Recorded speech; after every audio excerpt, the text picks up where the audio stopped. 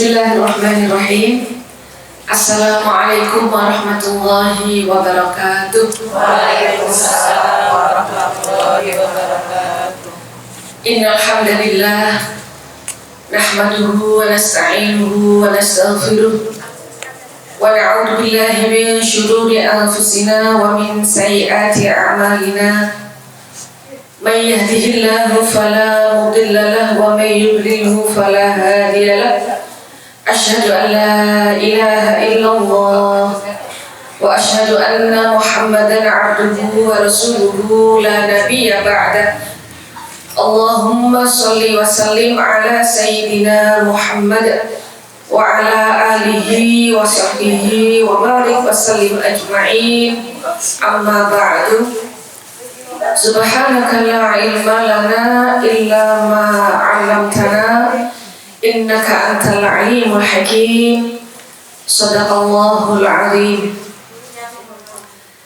Ibu-ibu jamaah pengajian MT Azizah yang saya hormati, yang saya cintai karena Allah. Alhamdulillahirabbil alamin, bersyukur sekali, berbahagia sekali, saestu kita bersyukur pada Allah Subhanahu wa taala atas nikmat sehat, nikmat kesempatan, nikmat iman, insya Allah nikmat istiqomah pada kita semua, sehingga hari ini Jumat yang berkah di tempat yang barokah, Agam Bu Nining sekeluarga yang selalu mendedikasikan ini untuk pengajian kita. Semoga keberkahan melimpah atas Ibu Nining sekeluarga dan kita semua. Kemudian salawat serta salam terus kita ucapkan, kita selalu kita amalkan begitu. Kita dedikasikan pada Rasulullah SAW yang tidak ada nabi yang lain pun kecuali Rasulullah SAW yang diberi oleh Allah otoritas untuk memberikan syafaat kepada pembelaan kepada umatnya begitu. Jadi jangan, katanya itu ciri-ciri, salah satu ciri orang politik itu kalau malas bersolawat gitu ya. Jadi saya ingat dulu waktu saya masih kecil tuh, masih anak-anak tuh, jadi kalau baca sholawat tuh saya nggak paham ya.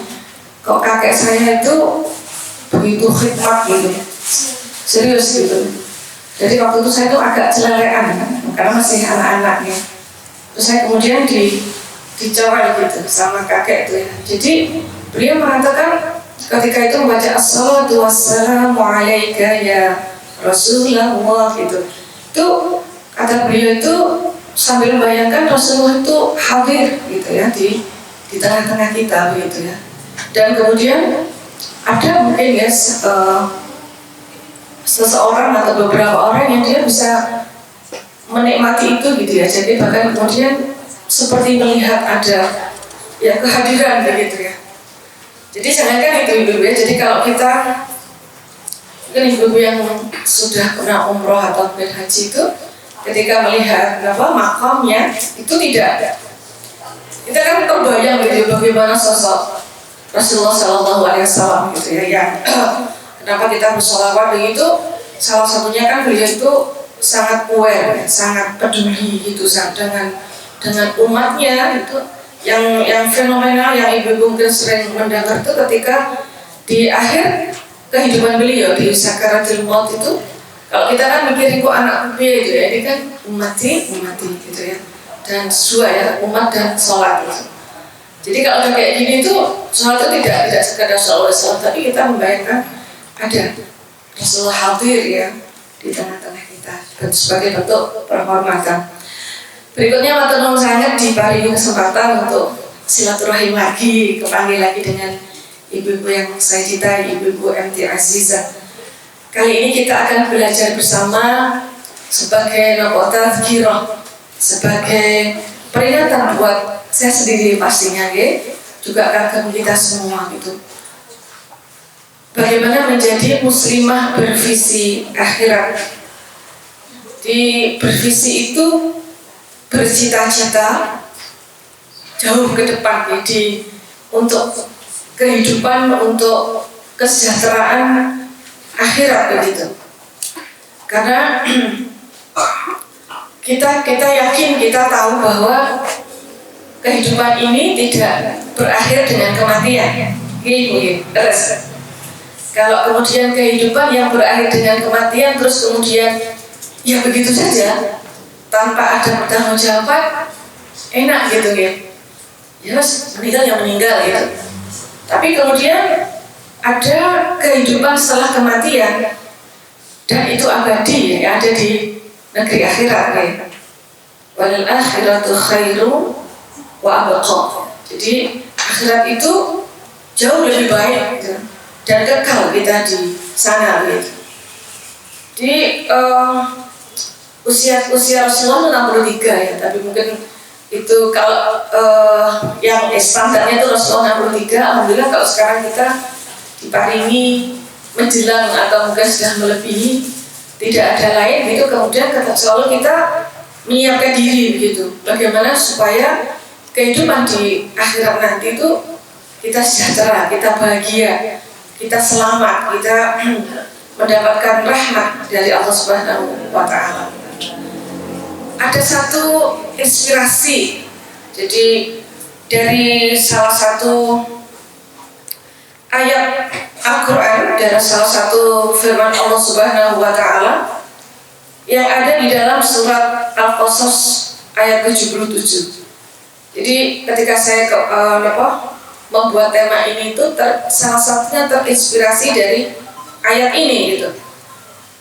Saya akan mencoba menerjemahkan per kata ibu ya. Di Allah Subhanahu wa Ta'ala berfirman, wa bataghi fima atakallahu darul akhirata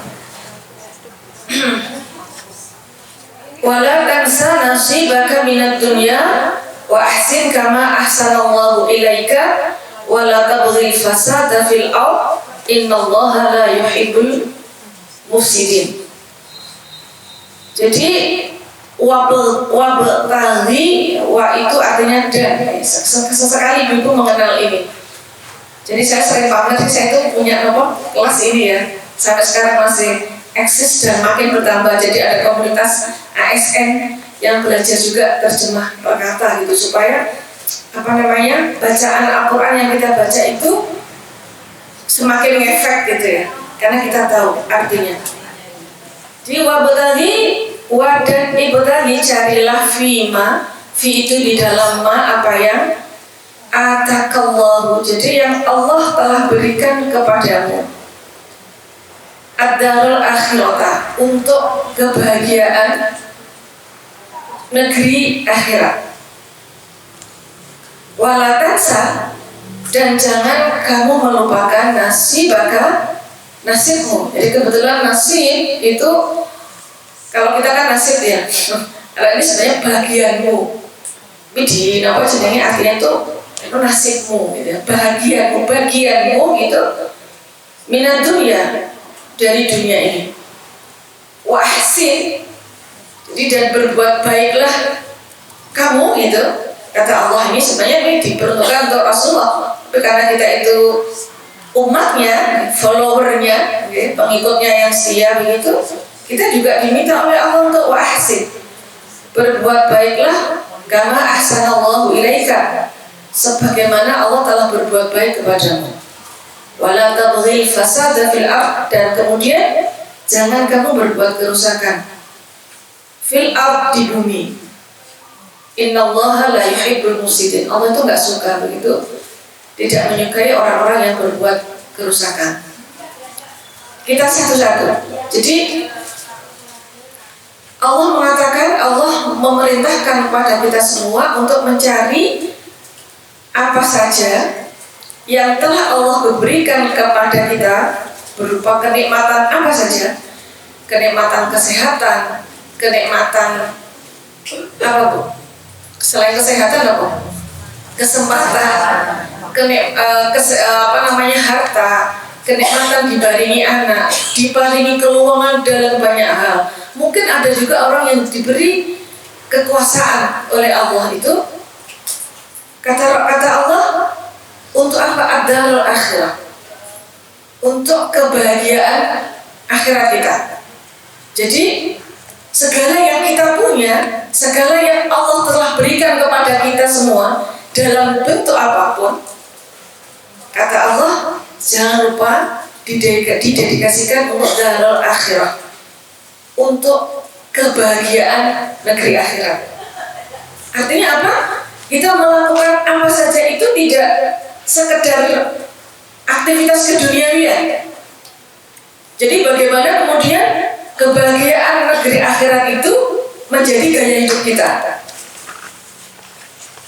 Jadi artinya kalau kita punya peran sebagai apapun, berfungsi sebagai apapun, punya aktivitas sebagai apapun, dikasih Allah apapun, keterampilan berkomunikasi, kemudian apa saja itu didedikasikan untuk kesejahteraan dunia akhirat. Jadi tidak ada yang muspro, tidak ada yang sia-sia, bahasa Indonesianya nih.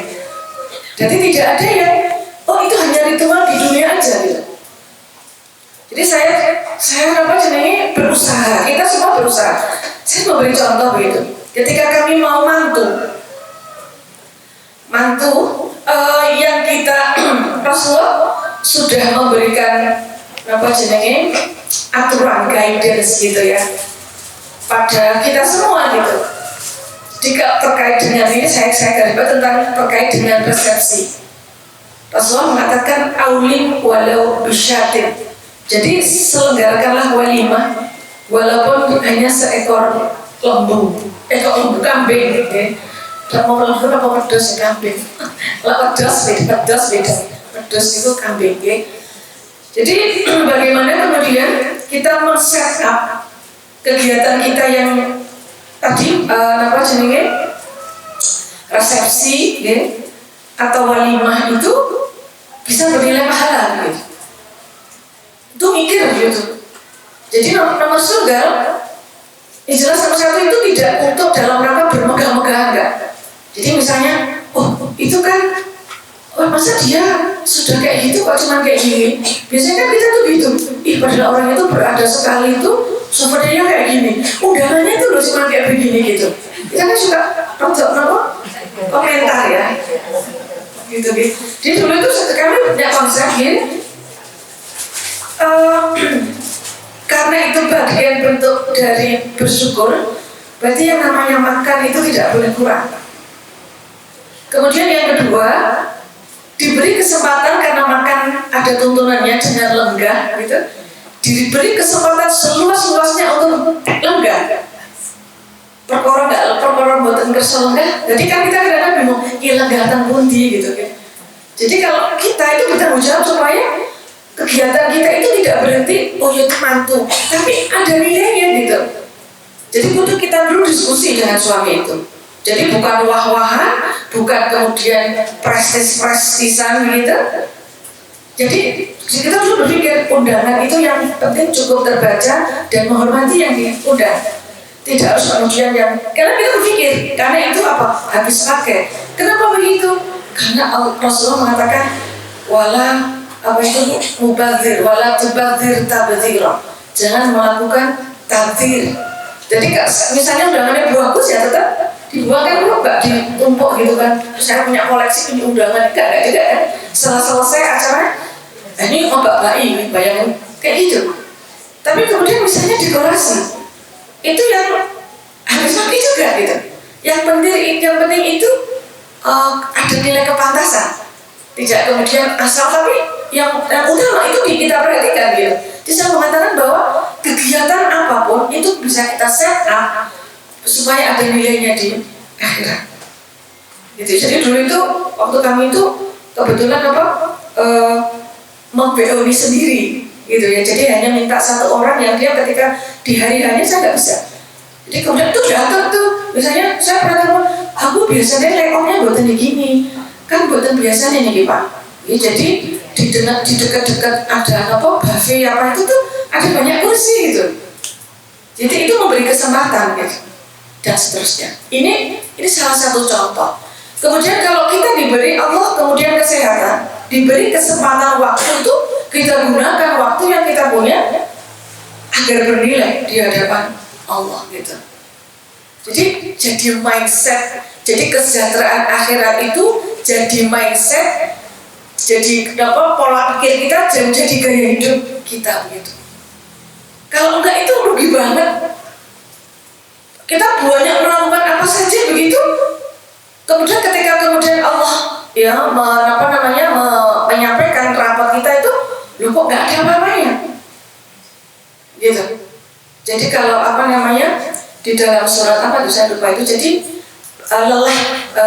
berlelah ria di dalam beramal tapi tanpa ada nilai, tanpa ada yang relate dengan kesejahteraan akhirat. Ini harus di riset kita itu. Jadi kemudian yang dipikir itu bagaimana Allah mengatur, bagaimana Rasulullah mencontohkan kepada kita begitu. Tidak pena, nggak ada begitu.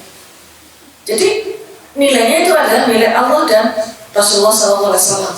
Kalau nggak itu rugi banget, rugi nganggup banget gitu. Karena nggak ada apa-apanya, hanya kehidupan dunia aja yang biasa aja, aktivitas saja begitu, tanpa nilai dari Allah Subhanahu wa Ta'ala. Harus kita dedikasikan untuk kesejahteraan akhirat kita. Ini mutlak, nggak boleh ditawar. Kalau nggak rugi, karena kita besok lebih banyak di sana dan kekal di akhirat nanti. Ini sih memanggil. Jadi Bapak nanti bisa mulai ngecek sendiri gitu. Kalau sama begini nih, niatnya apa nih? Gitu. Apa dapat nggak sih? Nah, harus kita olah gitu. Jadi Ibu ngaji harus bernilai akhirat. Ya, misalnya kalau ngaji itu sederhana, jadi niatnya itu betul-betul tolabul ilmi, bukan gak enak sama ibu ketua, enggak gitu ya, memang butuh. Itu bagian dari motivasi, tapi niatnya karena Allah dan punya kesungguhan gitu. Dan alhamdulillah salah satu saya sering matur gitu, beberapa kali matur tuh dengan MT Aziza itu keren menurut saya. Jadi artinya kesungguhannya itu nampak. Jadi mungkin menurut saya cara duduk lenggahnya, ya, cara tidak jenis itu mungkin menurut saya makan, ya, itu tidak harus mengganggu, itu keren gitu. Karena kan saya baru memulai yang ada 9 orang itu 2 jam itu sungguh-sungguh ada feedback, kajian kayak begitu, kemudian ditanyakan kembali seperti halnya kuliah tapi ngaji gitu. Karena kan ibu pernah ditanya, ngaji sudah berapa tahun nih, ada bisa dapat apa gitu. Nah, itu kan harus bisa untuk tanya sendiri gitu pada diri kita sendiri. Jadi kalau tidak karena Allah, biar gitu, nggak ada dapat apa-apa. Tapi kemudian wala tansa nasibaka minad dunya. Tapi Allah itu juga mengatakan, tapi jangan melupakan bagianmu di dunia ini. Bukan berarti terus nggak boleh menikmati karunia, menikmati fasilitas, menikmati kebahagiaan, menikmati apa yang Allah berikan pada kita. Bukan berarti enggak gitu.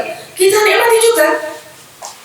Makanya ibu-ibu, kalau kita misalnya dapat kebahagiaan apapun itu, kita nikmati. Salah satu nikmat yang supaya bernilai di hadapan Allah itu, nikmat ini kita dedikasi untuk mendekatkan diri kepada Allah. Jadi sehingga kalau misalnya ada orang, kita pas suatu hari itu kaya gitu, suatu hari mungkin belum gitu, mensikapinya itu biasa aja gitu. Jadi nek pas kaya orang gumun gitu, nek pas kemudian ketika misalnya dikasih satu musibah, misalnya ketidakbaikan itu juga tidak drop putus asa gitu, enggak, biasa aja. Jadi penting banget orang gumunan buat. Jadi misalnya kok kita punya teman tiba-tiba gitu, nggak usah gumun. Jadi kita anunya pada diri kita sendiri. Jadi ketika mendapat kenikmatan tidak takabur, ya, ketika kemudian dapat ketidaknyamanan tidak putus asa, biasa baik. Jadi itu pertengahan. Ini juga harus sikap begitu. Jadi ketika senang tuh ini karunia Allah gitu. Ketika dapat kesedihan, ini peluang saya untuk makin dekat dengan Allah. Walaupun itu butuh prosesnya panjang. Tapi kalau itu kita bangun mindset kayak begitu, fikrah kayak begitu, insya Allah kita yang lain pun akan begitu. Jadi nggak ngumunan, nggak bingungan gitu, nggak galauan gitu, nggak gampang galau, nggak gampang takjub, nggak, biasa aja. Kalau ada teman ya alhamdulillah itu nikmat gitu. Tapi ketika kita dapat, bagaimana semua kenikmatan itu kita dedikasikan untuk mendekatkan diri kepada Allah, menjadi hamba yang terbaik di hadapan Allah dan menjadi manusia mulia di hadapan manusia juga begitu. Jadi mulia itu sekali lagi tidak ada hubungannya dengan mungkin kecantikan, kemudian kekayaan, kekuasaan, nggak ada. Karena itu mulia yang sesungguhnya, kalau misalnya ada mulia karena itu temporary, apa sementara gitu. Tapi kalau yang kemuliaan yang kalau Allah memang menghendaki kita mungkin dimuliakan oleh Allah tuh abadi. Jadi nggak ada pensiunnya gitu. Jadi kalau misalnya ketika saya berpuasa begitu, kan dimuliakan ya. Oh ini misalnya saya menjadi seorang masa Bu RT Bu ya, untuk tinggi sedikit apa gitu. Masa Bu Presiden kan itu ngomong kan betul ya. Kalau tidak sih, misalnya gitu ya. Itu terus kemudian apa dapat apa ya namanya ya tamu gitu ya dimuliakan. Sebenarnya kan temporary. Pas kayak gitu, apakah terlalu itu tergantung bagaimana track recordnya, ya kan? Kalau track recordnya nggak bagus ya setelah itu lupa kok gitu. Jadi kita dedikasinya bagaimana supaya dimuliakan Allah, maka Allah akan memberikan kita di hadapan manusia. Jadi tidak lala tansa nasibaka, enggak, jangan melupakan bagianmu, kesenangan, kenikmatan itu boleh dinikmati.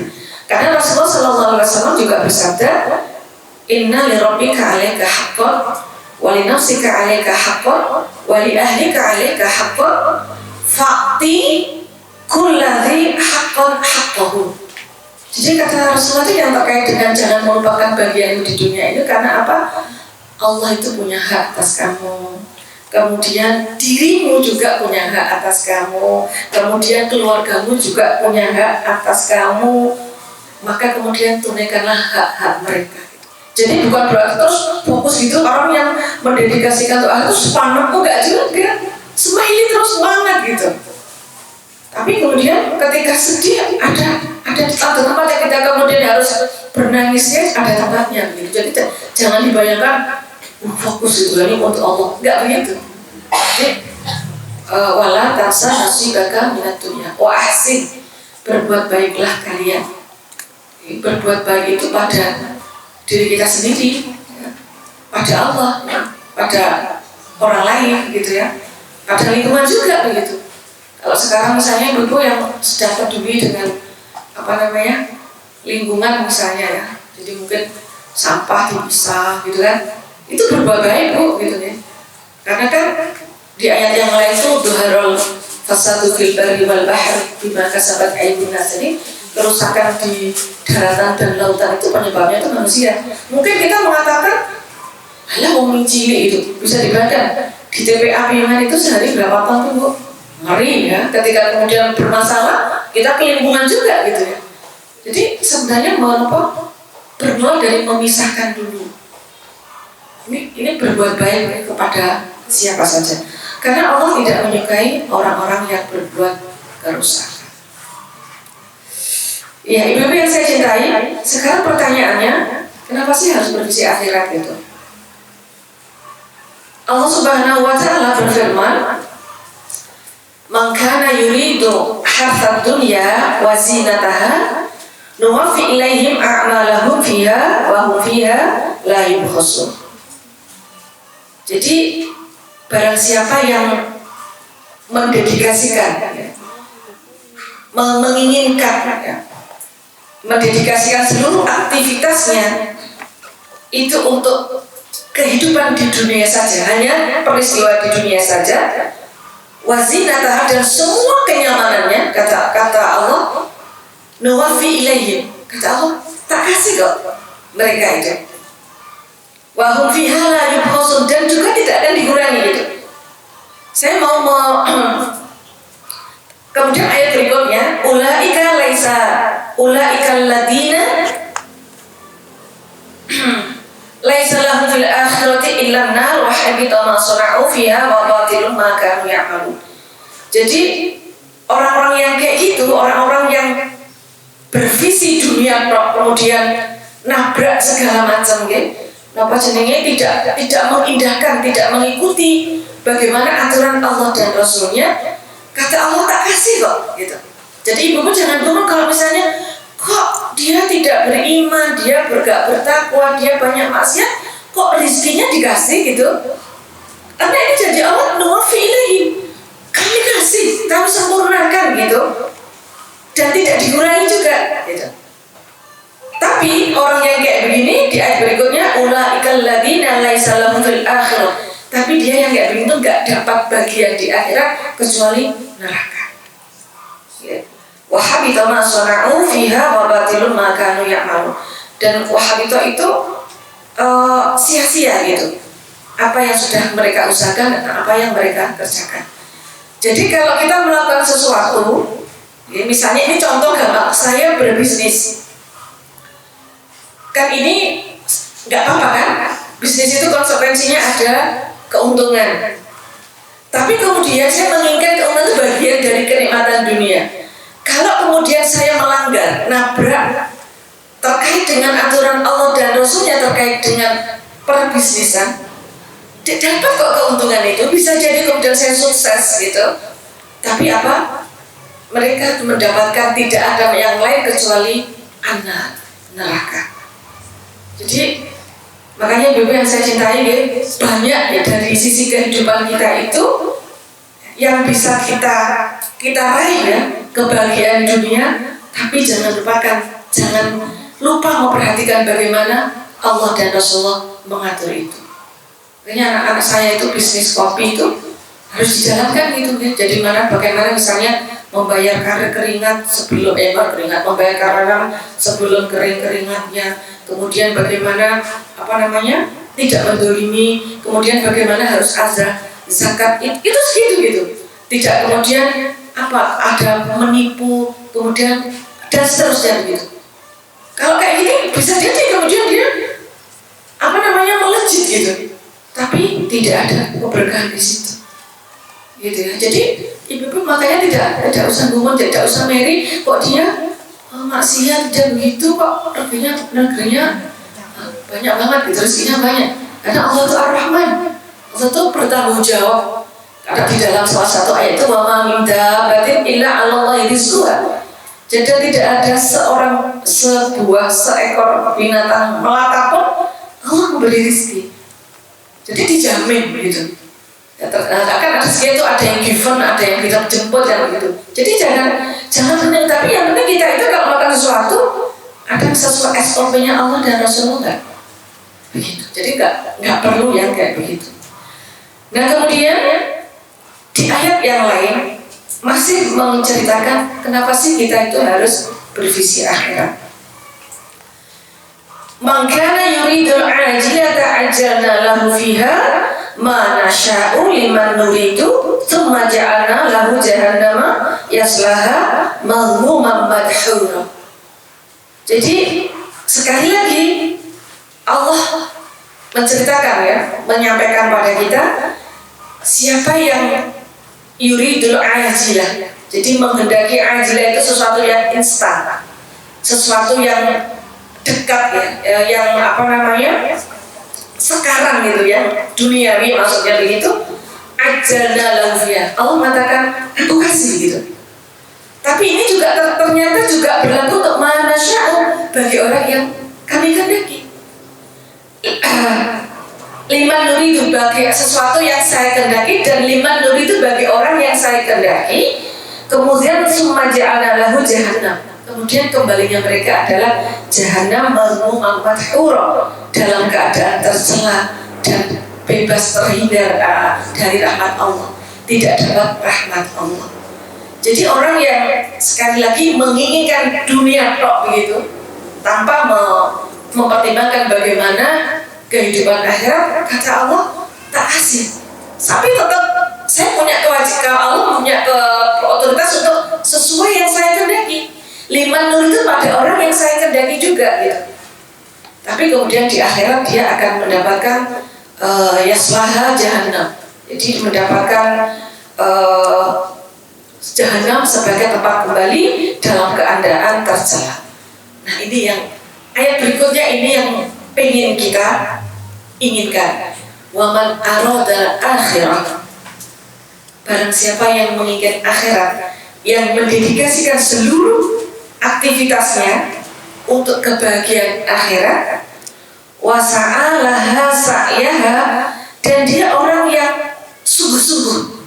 Jadi ada syaratnya. Orang yang sungguh-sungguh wahwa mu'minun, dan dia mengimani Allah, faulaika kana sa'yuhum mashkura, maka mereka itu sa'yuhum, segala macam jerih payahnya, mashkura, diapresiasi, dipahalai oleh Allah Subhanahu wa ta'ala. Jadi terkait dunia kayak begini, terkait dengan akhirat, sekali saja, dalam satu hal saja kita mendedikasikan apa yang kita lakukan untuk kehidupan akhirat dengan sungguh-sungguh dan kita mengimani Allah, maka akan diapresiasi oleh Allah, akan diberi pahala oleh Allah Subhanahu wa ta'ala.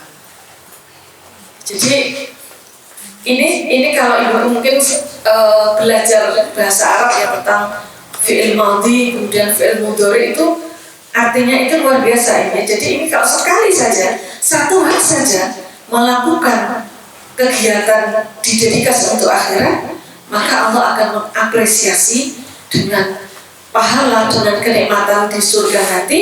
Syaratnya sungguh-sungguh dan kemudian mengimani apa yang telah Allah berikan, apa yang telah Allah sampaikan. Itu penting sekali begitu ya. Jadi tidak ada ruginya. Nah, apa sekecil apapun yang kita lakukan kalau didedikasikan untuk mencari kebahagiaan akhirat, Allah akan mencatat, Allah akan mengapresiasi, Allah akan memberikan pahala selama kita bersungguh-sungguh dan itu kita mengimani apa yang telah Allah dan Rasulullah turunkan. Ini sungguh-sungguh. Jadi kata sungguh-sungguh itu penting sekali Ibu ya. Sungguh-sungguh di dalam apa saja. Ngaji jelas ya. Kemudian tapi mengerjakan pekerjaan domestik kerumah tanggaan ya sungguh-sungguh juga. Itu ngaruh ya.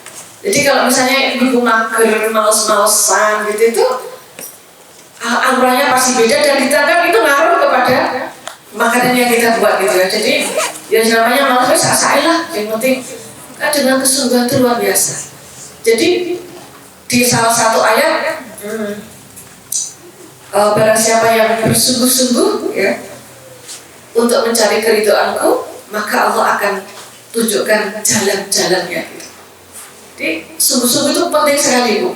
Jadi ngaji kayak gini juga yang penting ngaji lah gitu, nggak boleh harus dapat sesuatu gitu yang kita gunakan untuk meningkatkan kualitas diri kita, keimanan kita, keilmuan kita, amal kita, keterampilan sosial kita. Itu didedikasikan untuk meningkatkan kualitas diri, bukan sengajalah lewat rutin. Tapi harus, makanya kemudian Rasulullah itu selalu mengatakan kepada kita itu apa? Terjadi dunia, memperbarui niat. Karena kan kalau yang monoton biasa itu nggak terasa kan. Jadi ibu mungkin misalnya kalau saya sih mengerjakan pekerjaan domestik itu riabaan ya, nyuci sendiri, nyuci piring sendiri, setrika yang tidak itu jangan lupa mendedikasikan untuk kehidupan akhirat, diniati untuk ibadah gitu. Apa ada? Oh bisa kita hubungkan begitu. Ya, jadi misalnya bikin ini ya, karena kita bikin dengan sehat ya, sehat itu semangat itu ibadahnya juga lancar kan begitu. Itu bisa kita set up seperti itu gitu ya. Jadi tidak boleh melakukan sesuatu itu saat kenalnya asal gitu ya. Sing penting enggak iya kan, bisa kita tuh minimalis. Sing penting iya daripada enggak sama sekali, mending lah gitu ya. Jadi nampak generasi mending ya. Jadi kita enggak harus melakukan yang terbaik. Ya, jadi yang terdepan. Jadi umat Islam harus begitu terbaik, terdepan gitu. Di dalam apa Bu? Kebaikan. Jadi makanya kalau ibu ketemu gini tuh, yang auranya itu aura yang berlomba-lomba dalam hal kebaikan, menjadi yang terdepan, yang pertama di dalam melakukan kebaikan. Masya Allah, ya. Itu apa jenenge senang sekali gitu kalau apa namanya yang ada kalau orang mau seperti itu ya tidak ada lemes gitu, apa lemes itu, males gitu, tidak ada lukrah gitu itu kalau kurang enggak ya, karena memang jadi orang yang seperti ini tuh tangguh. Jadi orang yang mendedikasikan semua karena Allah itu akan tangguh. Ibu maksudnya tangguh tahu nggak? Kuat ya. Lenting. Nah, lenting itu kalau saya bola itu, kalau kemudian saya lemparkan itu kan dia mental gitu, mantul. Jadi itu dia lenting, tangguh, tidak kemudian gampang terbawa perasaan, gampang apa ya dikit-dikit misalnya baper. Mungkin misalnya ibu diingatkan dengan ini baper gitu ya, tapi itu kan perempuan banget gitu ya, mungkin kan kita bisa mengatakan begitu gitu ya. Tapi saya tuh dapat pelajaran dari suami saya itu kalau orang tuh kalau punya perasaan susah katanya, cobalah kemudian belajar mencari apa sih nilai baiknya dari segitu gitu, bahkan ketika menerima hal yang tidak enak sekalipun gitu ya. Misalnya kalau saya panggil buku ngaji, kok kajinya gitu kayaknya nyindir saya gitu ya gitu. jadi kita harus kayak itu, iya nilai positif ya Allah, alhamdulillah aku baru ini terbuk. Jadi tadi ada doa Robbi zidni ilma, ya Allah bukalah hati pikiranku ya, kemudian segala perasaanku itu untuk terbuka menerima kebaikan. Itu benar banget gitu ya. Jadi kadang-kadang saya tuh diingatkan suami baper ya, padahal enggak juga gitu loh, malah terima kasih gitu. Wah itu angel gitu ya, dilihatnya kok terima kasih waduh gitu ya. Tapi inti paling tidak itu ketika kita tidak baper. Itu penting sekali Bu. Jadi saya tuh dalam rangka merubah diri itu salah satunya kesungguhan nomor 2 ini membuka mindset, membuka hati dan pikiran. Ternyata itu dapat pelajaran banyak. Tapi kalau sudah mulai insecure gitu ya, tidak nyaman gitu tuh, perasaan yang dipakai susah masuk. Bahkan untuk hal-hal yang sulit sekalipun, bahkan untuk hal-hal yang nggak enak sekalipun. Jadi kalau hukumnya itu akhirnya kalau yang baik misalnya saya dulu saya belajar. Kalau kemudian sudah saya meningkatkan diri, belajar merubah diri itu begitu sungguh-sungguh. Dan pertama itu jelas buat planning. Jadi kalau kemarin ibu menjalani tahun baru Hijriah itu kan waktu yang pas untuk muhasabah gitu. Sudah sekian puluh tahun, mana aja kan gitu ya toh? Ngapain aja kan gitu. Itu pertanyaan yang harus kita jawab sendiri gitu. 59 tahun ngapain aja, kemana aja, kemudian sejauh mana pemahaman kita, sejauh mana tingkat pengamalan kita, sejauh mana tingkat kesabaran kita dalam menjalani itu semua kan gitu. Itu harus kita koreksi gitu ya. Jadi makanya kalau saya setuju sekali ya, di ibu mungkin ini sekolah informal luar biasa, seminggu sekali ya di sini tuh SKS-nya banyak ya. Seminggu tiap Jumat kemudian diendapkan, dicoba. Oke, baiklah saya tadi dapat sesuatu, bagaimana cara berbaik, bagaimana cara meraih itu. Ada kesempatan begitu. Kalau enggak itu nanti ibu dapat, aku tahu itu yang mana gue. Ya ini ibu siapa begitu lagi, saudara siapa begitu lagi. Bos juga kayak gue baik. Tapi kalau kita kemudian follow up ya, yang telah kita dapatkan, saya tulis. Ternyata tapi misalnya, saya selalu itu, sungguh-sungguh sederhana Bu. Gimana nih caranya? Gitu ya. Kemarin tuh, ternyata saya malas gitu ya. Malas tuh, atau mungkin saya tuh lemah. Ini ada pengaruh setan atau pengaruh nafsu saya gitu. Itu dinama Bu, di breakdown gitu ya. Jadi seperti itu, kalau enggak itu susah. Hanya kemudian, wah aku jadi pengen banget, gitu aja gitu. Besok ketemu aku pengen banget berubah gitu. Besok lagi pengen banget tapi enggak ada. Ya begini, buktinya mana kan gitu.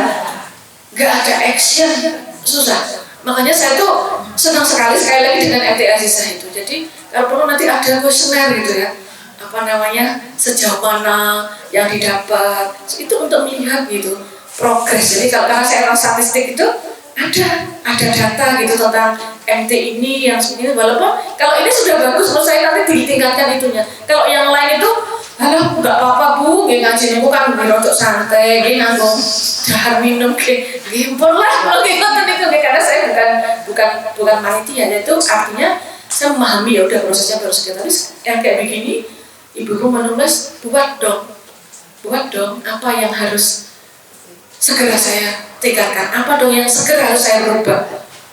Masya Allah itu ya. Jadi kalau begitu itu hasibu anfusakum qabla an tuhasabu. Jadi hisablah, evaluasilah dirimu sebelum nanti, dan itu akan memudahkan hisab kita begitu. Saya itu apa Bu? Sholat. Silakan. Ibu-ibu kemudian menapa jenenge terserah-serahnya, tapi diusahakan harus ada follow up dari setiap kajian, dari setiap pengetahuan, dari setiap forum yang ibu hadiri, harus ada supaya ada progres gitu ya. Nanti orang lain itu akan melihat luar biasa, oh saya ngajinya makin bagus. Saya pernah dapat pelajaran juga dari suami. Saya senang mau dididik suami itu. Saya ditanyain nilai ngajinya bagus. Tahsin itu kan mengajari teliti ya kan Bu? Izhar, ilham, gunahnya, syaddahnya, kemudian idhar halqis, segala macam kan diatur tuh. Itu sebenarnya artinya apa? Kata suami saya, berarti mengajari dalam kehidupan sehari itu harus teliti. Kan benar itu Bu? Karena kan panjangannya nggak boleh, harus 2 ya 2, 5 ya 5 kan begitu. Artinya apa? Selama ini saya tuh masih memisahkan gitu. Jadi pelajaran tahsin itu impactnya ya ngaji saya makin bagus. Tapi apa manfaatnya untuk kehidupan dunia? Mengajari kita teliti. Masya Allah ya, oh iya juga gitu ya. Dan itu terus kemudian ketika kenapa sholat itu inna sholata kanat 'alal mu'minina kitaban mawquta. Kenapa itu diatur? Ada waktunya. Tidak saya pas senang sholat terus kan enggak. Ada waktu sholat fardu. Mengajari apa itu kita? Manajemen, mengelola diri. Nah, saya itu mau besok itu mau ngisi kajian tentang mengelola diri, melejitkan potensi, meraih keberkahan ilahi. Karena itu banyak yang ngaji-ngajinya banyak gitu tapi belum bagaimana mengelola dirinya, melejitkan potensi dalam rangka meraih keberkahan ilahi. Nah, ini sesuatu yang harus kita saya sedang jadi walaupun nggak sekolahan nulis terus bagaimana gitu sibuk gitu ya. Jadi saya juga sibuk, saya bukan bisnis tapi saya mengatur uang belanja jangan sampai begini. Kemudian saya tadi ada masukan tadi malam ya, ngobrol dengan anak saya nomor 2 itu yang dia sudah berkeluarga itu, saya dikatakan begini. Jadi saya melihat tuh Umi itu agak semi otoriter katanya gitu Bu ya. Saya tidak gitu ya, gitu. Oh ya gitu ya. Jadi maksudnya semi otoriter itu kayak apa gitu ya. Jadi kurang menyertakan anak, misalnya nggak seperti Nabi Ibrahim itu kan menanyakan gimana menurutmu gitu ya. Jadi ketika kemudian Umi itu menghendaki saya nggak boleh begini itu coba dibilang kembalikan, oh baik gitu ya. Jadi saya tidak usah kaget gitu ya. Ini mau diapain sama anakku kan gitu ya. Luar biasa. Jadi ini model orang terbuka nih. Pikiran, ya kan, hati, ya, kemudian perasaan kita juga terbuka begitu. Dengan begitu tuh ya Allah dimudahkan banget untuk berubah dari sedikit, tapi jangan harap ya berubah itu kayaknya dari 0 ke 1, tapi itu ada 0,01. Berharap mau meningkatkan kualitas diri itu bertahap, step by step, cari yang mudah yang mampu. Jangan kemudian langsung fokus gitu, enggak. Itu bahaya juga gitu ya. Nanti orang tuh melihat kita asing. Kita menikmati proses, menikmati progres yang terkait dengan diri kita. Oke, kemudian ada hadis Nabi yang diriwayatkan oleh Ahmad, al-kayyisu man dana nafsahu wa amila lima ba'dal maut. Ini terkait dengan tema kali ini. Jadi al-kayyisu itu orang yang cerdas itu man dana nafsahu, orang yang bisa mengelola nafsunya, jadi bukan menghilangkan Bu. Kemudian wa amila lima ba'dal maut, wa amila dan dia beramal, beraktivitas lima untuk apa yang ba'dal maut, kehidupan setelah mati. Berhubungan dengan yang tadi ayat-ayat yang saya sampaikan. Jadi orang yang bisa mengelola, bukan nafsu itu nggak mungkin hilang bu, dan nggak bisa hilang. Kalau orang nafsunya hilang itu orang pengen apa gitu ya. Jadi ini teh enak itu orang pengen, jadi ya udah kayak orang yang nggak hidup gitu. Saya punya teman itu anaknya sudah umur 34 tahun itu, ini ibunya agak banget tuh, karena didorong-dorong untuk menikah. Dia bilang gini, emang wajib po. Anak saya itu kayak gak senang apa-apa bu, duit rasa senang. Saya bingung ya. Jadi kalau orang lain mungkin sama pada bagaimana mengendalikan nafsu, kalau ini harusnya didorong gitu ya. Jadi mungkin kebablasan mengelola nafsu itu artinya keinginan itu dikelola gitu. Ingin itu boleh gitu, tapi tidak boleh yang semau-maunya begitu. Punya kemauan boleh, tapi tidak boleh semau-maunya. Kalau misalnya saya nggak kepengen pakai baju ini, padahal ini bagian kerapian itu kan, ya sudah asal itu nggak jelas, nggak ada apa namanya. Jadi orang yang mampu mengelola nafsunya. Jadi karena kalau di dalam surat Falhamaha fujuraha wa taqwaha, kita punya potensi fujur bu? Dosa. Kemudian juga punya potensi takwa, itu kan dikelola tuh. Kita itu punya kecenderungan untuk salah dan punya kecenderungan untuk baik. Tugas kita itu melejitkan yang baik, yang salah ini diminimize gitu, diminimalkan gitu ya. Kemudian wal ajizu, jadi orang yang kebalikan dari kainis itu, orang yang lemah ya, itu adalah yang selalu mengikuti nafsunya. Apa saja pengen tanpa ada pertimbangan apapun, tanpa ada pertimbangan kok nek ini gimana, nggak ada. Jadi pertimbangan itu penting dari diri kita, dari orang lain, bahkan dari komunitas sosial kita begitu. Jadi apa kata orang kalau saya melakukan begini. Jadi kalau orang yang melakukan sesuai semau-maunya itu mengikuti itu, itulah orang yang selalu mengikuti hawa nafsu. Kemudian manittaba'a hawahu wa tamanna 'ala Allah. Jadi kepengennya itu selalu mengikuti hawa nafsu, tapi kemudian dia berangan-angan tentang kenyamanan yang diberikan oleh Allah. Jadi kan ingat dulu anak muda itu muda apa bu, foya-foya, kaya, tua kaya raya, mati masuk surga wala gitu ya. Jadi rumusnya siapa gitu ya. Jadi ini termasuk orang yang ajiz, orang yang mengikuti hawa nafsu, kemudian dia berharap kenyamanan, gak dapat gitu ya. Jadi ini sekali lagi nanti kita diskusi lebih banyak begitu ya pentingnya. Apa yang segala macam yang kita lakukan, segala macam kenyamanan yang Allah berikan, segala macam fasilitas yang Allah berikan, segala macam karunia yang Allah berikan dalam bentuk apapun kepada kita semua, kita dedikasikan untuk kehidupan, untuk kenyamanan, untuk kebahagiaan, untuk kesejahteraan di akhirat ya. Dengan begitu kita tidak termasuk orang yang merugi, yang hanya hidup di dunia melaksanakan ya aktivitas di dunia tapi tidak mendapatkan nilai apapun di hadapan Allah Subhanahu wa taala. Na'udzubillah min dzalik. Kemudian yang berikutnya, sekali lagi penting sekali kita untuk bersungguh-sungguh ya. Bersungguh-sungguh melakukan untuk meraih itu, karena syaratnya supaya kita dapat kebahagiaan di akhirat mengimani Allah. Jadi kemudian yang kedua bersungguh-sungguh. Saya kira pelajaran bersungguh-sungguh itu tidak harus dikenai pada orang yang lagi sekolah, okay? Jadi ibu juga bersungguh-sungguh. Nah ibu yang bersungguh-sungguh itu sama cirinya apa bu? Selalu belajar dan menjadi pembelajar. Di belajar itu penting, menjadi pembelajar lebih penting lagi. Jadi belajarnya sampai kapan? Sepanjang kehidupan. Jadi kalau saya sudah, apakah kemudian orang yang nikah sudah 40 tahun aman dari huru hara? Enggak ya, jadi karena apa namanya, ada kan yang umur gini kemudian kenapa gitu, artinya terus belajar.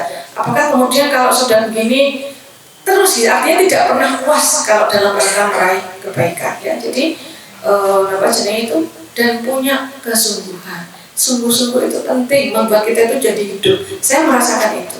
Tapi kalau enggak, kalau hanya ilmu tok itu mampat ya. Jadi enggak ada sirkulasi, terus kemudian boring gitu. Ngaji males ya, formnya cuma kayak gitu. Tapi bismillah, semoga bisa dapat insight ya Allah, untuk meningkatkan kualitas hidup. Semangat. Jadi belajar berangkat itu dengan semangat yang tinggi, wajah ceria, siap menerima segala macam ilmu yang bermanfaat. Demikian yang sakit saya aturke, masih panjang, ada setengah jam mau kita diskusikan. Assalamualaikum warahmatullahi wabarakatuh.